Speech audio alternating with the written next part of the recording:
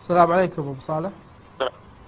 أهلا. أريد أسأل الشيخ لو سمحت، تفضل. هل إنه الخليفة عثمان من المبشرين بالجنة؟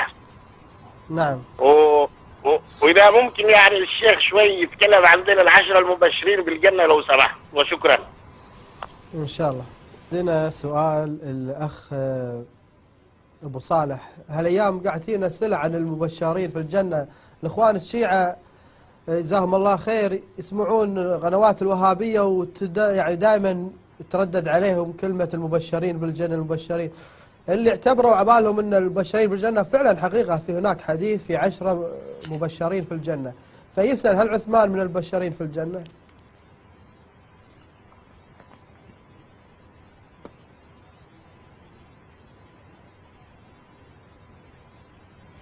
هذا حديث موضوع مكذوب على رسول الله صلى الله عليه وآله.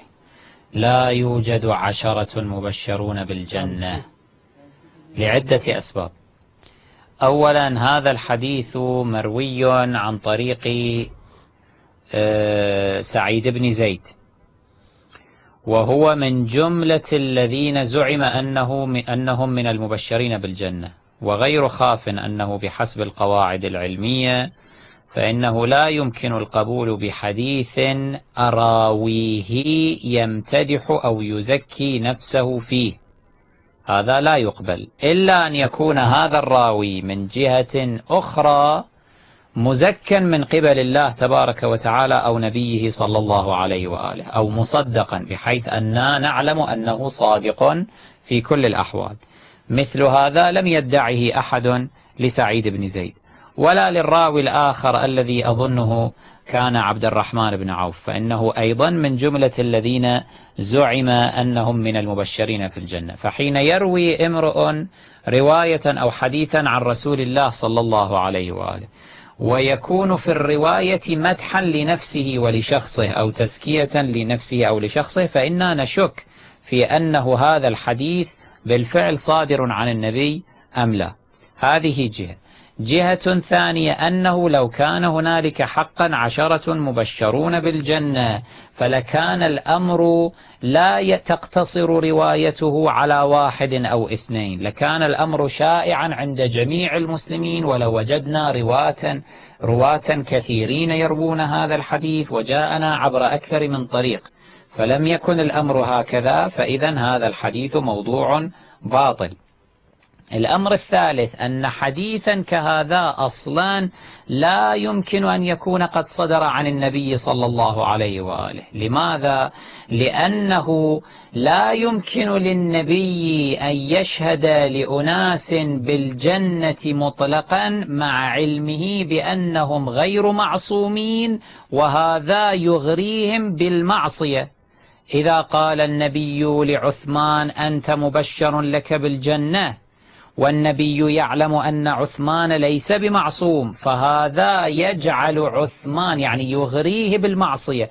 أن عثمان يقول أنا عندي صك مفتوح، أنا عندي جارنتي أنه رايح للجنة، فماكو مشكلة أرتكب من الآثام ما أرتكب، لأنه لا يكذب النبي صلى الله عليه وآله. هذا يغري الإنسان بارتكاب المعصية باعتبار أنه مسبوق له بالجنة، وحيث أنه ليس بمعصوم إجماعا فإن هذا الحديث يكون باطلا، لا يمكن صدوره عن ساحة النبوة صلى الله عليه وآله، لأن فيه إغراء بالمعصية وهو قبيح عقلا وشرعا.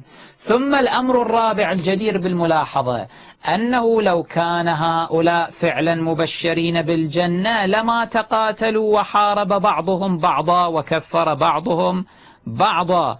والأمر الخامس، لو كان عثمان من المبشرين بالجنة لما استحل أحد الثورة عليه من المسلمين، وكان فيهم أكابر الصلحاء والمؤمنين، لكان عثمان ليحتج عليهم أنه أنا مبشر بالجنة فلماذا تثورون علي؟